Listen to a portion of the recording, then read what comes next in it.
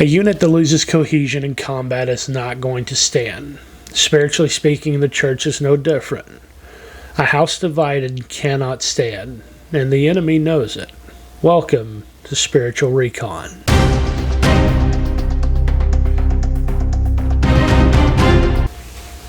In Matthew chapter 26, verses 36 through 46, you can read about Jesus going to the Garden of Gethsemane to pray. Now, this is right before the crucifixion. He's told the disciples that he's going to be handed over to the Romans to be beaten and crucified, that he's going to lay down his life. He's just had the Passover feast, or the Last Supper as we call it. Judas has already left the group. He's gone to the priests and the Pharisees to work out a plan to betray Christ and turn him over to their hand. And Jesus goes to the Garden of Gethsemane with 11 of the disciples. And he takes Peter and James and John. He leaves the rest, and he takes them a little further with him. And he stops and he tells them that his soul is sorrowful even to death. And he asks his friends, the men that's been with him day and night for the last 3 years, to keep watch with him for a little bit while he goes and prays. He comes back an hour later, and they're asleep. And this is what he says in Matthew 26, verses 40 and 41. He says, "Then he came to the disciples and found them sleeping, and he said to Peter, 'What? Could you not watch with me for 1 hour? Watch and pray, lest you enter into temptation. The spirit indeed is willing, but the flesh is weak.'" Now again, Christ would leave, go pray, and he came back. He found him asleep again. And in the Gospel of Matthew, he doesn't say anything. He goes back and prays a third time. Now, the disciples were Jesus's. They weren't just Jesus's pupils, his apprentices in the Word. He wasn't just their teacher, he was their friend. He told them, "Hey, I am having a really hard time. Would you stay with me for a little bit?" And they couldn't. They were tired. As so often many of us do, they put their own needs before the needs of others. Now, I was actually talking about this scripture with somebody just the other night, and this dawned on me that Jesus opened himself up to them. He told them everything. They didn't believe him or it was hidden from them whenever he said he was going to be crucified and that he was going to meet his death. And even if that's the case, how many of us, if a friend comes to them and tells us that, "Hey, I'm having a really hard time," do we treat other people's problems like our own problems? See, the disciples, they didn't. It wasn't as personal to them yet as it was to Christ. Now, later on in the book of Acts, we would find that they literally rejoiced the first time they were beaten, because they were counted worthy to share in the suffering that Christ endured for them, because they saw how badly he was abused. They saw the pain of his crucifixion. Now, they knew what was coming. Again, they knew what was coming, but they tuned it out. Now, there's a lot of times we know when somebody's going through a hard battle. You can see it. You can tell a lot of times when somebody's having a hard time, or we may have somebody approach us and say, "Hey, can you pray for me? Can you help me? Can I talk to you?" There's a lot of times we give the cold shoulder, or we might give a half-hearted response. I know I've been guilty of it. That when somebody's having a hard time, somebody approaches you, what do you do? What do you do to help that person? And then something, God forbid, something happens that they might choose to take matters into their own hands and remove themselves from this life. Or they might get caught in a sin or something, and they might be exiled from the church, and man, that sucks. Man, that's terrible. I mean, I really thought, I knew there was a bad person. We shake our head, and we act like, oh, there's nothing I could do. There's nothing that I could. Yeah, well, he got what he deserved. That is not the mind of Christ. That absolutely is not what a Christian should do. Now listen to this. In Galatians 6, 1 and 2. Brothers, if a man is overtaken in any trespass, another version says, if any be caught in a sin, you who are spiritual should restore such a person in a spirit of gentleness, considering yourself, lest you also be tempted. Listen to the verse 2. Bear one another's burdens and so fulfill the law of Christ. Other people's problem in the church is our problem too. It is hard for us to understand, but unity in the church has taken a nosedive in the last couple decades, especially in the last couple decades. Instead of shaking your head and judging somebody, instead of condemning them and saying they got what they deserved, maybe you should do good. Maybe you should lift that person up. James 4:11 and 12. Do not speak evil of one another. Brothers, he who speaks evil of a brother and judges his brother speaks evil of the law and judges the law. But if you judge the law, you are not a doer of the law, but a judge. There is only one lawgiver who is able to save and to destroy. Who are you to judge another? Now, Jesus said that if you judge, you'll be judged by the same judgment you judge, you'll be judged also. So if you're gonna criticize and judge and condemn somebody, you better make for sure that you're doing what you need to be, and your heart's in the right place. That's followed up, when Jesus says that, it's followed up that if you have a beam in your eye, don't be worried about the speck in your brother's eye. Now, what does this have to do with unity? Well, it's kind of hard to have unity and to be a cohesive unit in the church if we're not coming together in love and being a shield and fortress for each other. We need to depend on each other. I know that's hard for us, especially Americans, to understand because things have changed so much in the last 100 to 200 years. You know, there's an old saying, it takes a village to raise a child. Why was that a saying? Because a family, you weren't just one family in a village, and especially in small towns. Everybody knew everybody. Everybody was typically on good terms. You had your blacksmiths, you had your bakers, you had your carpenters, you had your brewers, you had all these people that without one or the other, the community could fail. They were a unit. Everybody had their position. Everybody had their place. Everybody helped each other. We were communities. Now, I know it's hard for us to understand, especially with social media now, especially in big cities. It's hard for us to understand this, that instead of letting other people in your community or in your church help each other, help you to become a better person, we get online. We find a group on social media that, oh, you're okay just the way you are.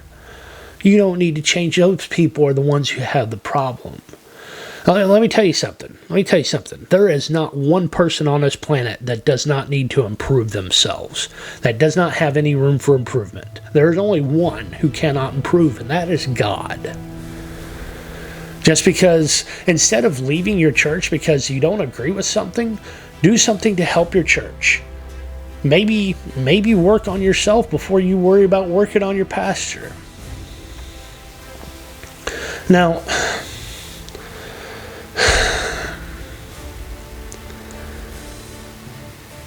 come off your high. We need to get off our high horses. We need to get off this idea that, oh, well, I'll just go somewhere else. Do you think you realize why there's no commitment Why we have such commitment problems anymore? Well, if it just doesn't work out, then I'll go somewhere else. I'll find a different church. I'll marry a different wife. I'll do this. I'll do that. I don't need my friends. I'll get new friends. I'll find these people online. That is one of the biggest reasons why the church is failing today in America. In all the modern church, we're not unified. We don't depend on each other. We need to commit. We need to commit in the good times and in the bad times. Commitment doesn't change. James 4:17, therefore to him that knows to do good and doesn't do it, to him it is sin. If you want to see things change, for the better, start doing some good. Because if you're sitting around just talking about how people need to do good and you're not doing good yourself, you are sinning just the same as if you were doing something that was flat out wrong. Inaction is a sin just the same as deliberately committing an act that's against God. The church needs to build bonds between its members. We're not to be Iron Maidens to each other. We're not, when somebody comes to us or we see somebody struggling, we're not supposed to surround them with spikes and with blades and close in on them and commit a spiritual atrocity by hurting another believer. We're supposed to be shields for each other. We're supposed to be protectors of each other, guardians, watchmen, gatekeepers. I know that term can be a little sensitive right now in today's world, but we need to be gatekeepers for each other. Hey, man, I got your back. Hey, brother, I'm not going to let anything happen to you. I'm going to pray for you. I am here for you. I am here to help you. Make other people's problems your problems. And let me tell you something. The things that you're going through, when you start talking to others and encouraging others, it's going to help you more than you realize. Take it from somebody who's been there. I've gone through a lot. I've gone through a lot of problems, and one of the biggest helps to me is that I get to help others. I get to be an encouragement to others. We've become so closed off to each other. We view, especially us men, we view vulnerability as a weakness. It's not a weakness. If you're worried about being exploited, blackmailed, well, I can't let them know what I'm... let me tell you something. Somebody who's transparent, it's kind of hard to blackmail somebody that's going to own up to their own faults. This is what James 5:16 says. Pray for or confess your sins, confess your trespasses to each other, and pray for one another that you may be healed. The effective, fervent prayer of a righteous man avails much. Now, we like to quote the last part of that. The last sentence, the effective, fervent prayer of a righteous man avails much. The first part is what we leave off. Pray for each other. Confess your faults, your trespasses, your mistakes to each other. Be open to each other. Come on, especially us men. Every one of us fights lust. Every human being on this planet fights lust and pride. That is the foundation of all sin. Lust of the flesh, lust of the eyes, and the pride of life. We all face it. We all face the same sins. We need to stop acting like we're the only ones that mess up. And I know it's hard because, especially with the way I grew up and my upbringing, you didn't talk about your mistakes. You didn't let people know. You were shamed if you let people know that you messed up. That's not how it's supposed to be. We're supposed to be uplifters to each other, not downcasters. Is that a word? Did I just make up a new term? We're not supposed to be downcasters. We're supposed to be builders, not demolishers. Let Sylvester Stallone be the demolition man. It's not supposed to be in the church. Oh, that was a bad joke. I would rather one preacher be transparent, and be open about his sins, his mistakes, and his shortcomings, and uses it to help others and build others up. Uses himself, and this is the example that I try to do in my ministry. I know I have a lot of faults. I've committed a lot of sins, and I'm open about it. I have no problem people know that I struggle with lust, that I've had addictions to lustful addictions. I'll say it, I'll keep it nice for the YouTube algorithm. I've struggled with lustful addictions. I've struggled with anger. I've struggled with self-depreciation. Let me tell you something. Humility and self-depreciation are not the same thing. Depression is not humility. I've struggled with those, but I can use my mistakes to help encourage others, both those who haven't made those mistakes yet as to why you don't want to commit those mistakes, and others who have, to show, hey, you can come out of this. I would rather one preacher who can be transparent and use his problems to help build up others, turn what the enemy has meant for evil to the glory of God, than 1,000 men in a nice $400, inflation probably $800 to $1,000 suits. I would rather one man of God that can stand up and say, hey, I have sinned, I have made mistakes, this is what I've done. But the church culture, especially in America, pastors can't do that. Pastors can't be vulnerable because they'll be exiled. They'll be cast out. It's not how it should be. Not how it should be. Ecclesiastes 4, 9 through 12. 2 are better than 1, because they have a good reward for their labor. For if they fall, one will lift up his companion. But woe to him who is alone when he falls, for he has no one to help him up. Again, if 2 lie down together, they will keep warm. But how can one be warm alone? Though one may be overpowered by another, 2 can withstand him. A 3-fold cord is not easily broken. You are not alone. Let me tell you something. If this is the only part of this video that you get, you're not alone. You matter. You matter so much. I have been the one that has looked down the barrel of my own gun. I have been hurt in church. I can't tell you how many times. And I'm not still here because of anything. I'm anything special. I'm still here because of God, because I trust my God. And all those things that I've been through, He can bring you through. Come on, church. Let's unify, because a house divided cannot stand. I hope that you got value out of this video. If you don't mind, please hit that subscribe button. Please give a like, comment, let me know. Let me know let me know what I can pray with you about.